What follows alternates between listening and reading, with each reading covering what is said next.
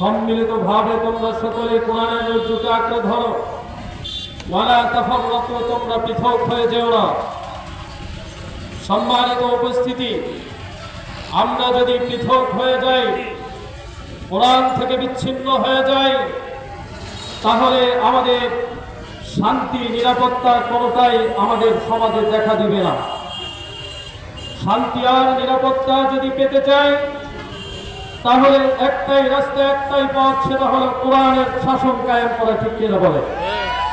কোরআনের শাসন কায়েমের বিকল্প কোনো কিছুই আমাদের দেশের শান্তি নিরাপত্তা বয়ে আনতে পারে না। আমরা বিগত দিনে আওয়ামী লীগকে ক্ষমতায় বসিয়ে দেখিয়েছি। তারা মানব রচিত সংবিধান দিয়ে রাষ্ট্র পরিচালনা করেছে, তাতে দেশের শান্তি নিরাপত্তা শৃঙ্খলা দিতে চরম পর্যায়ে ব্যর্থ হয়েছে। ঠিক কিনা বলে?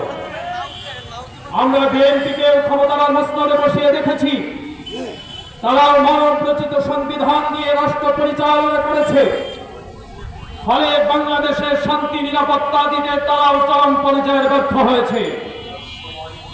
তারপরে জাতীয় পার্টি, তিনিও রাষ্ট্র ক্ষমতায় এসেছিলেন, দিয়ে রাষ্ট্র চলবে আল্লাহর কোরআন দিয়ে, আলেম ওলামার নেতৃত্বে আল্লাহর জমিনে আল্লাহর রাজ কায়েম করতে কারা কারা প্রস্তুত আছেন? দুহাত তুলে আল্লাহকে দেখান। নারায়ে তাকবীর, নারায়ে তাকবীর। আল কোরআনের আলো, সংসদ পর্যন্ত আমরা আল কোরআনের আলো জানতে চাই। কথা বলেন ঠিক কিনা? শুধু সংসদ, বাংলাদেশের সংসদ ভবন নয়, কোরআনের আলো দিয়ে আমরা ওই ওয়াশিংটন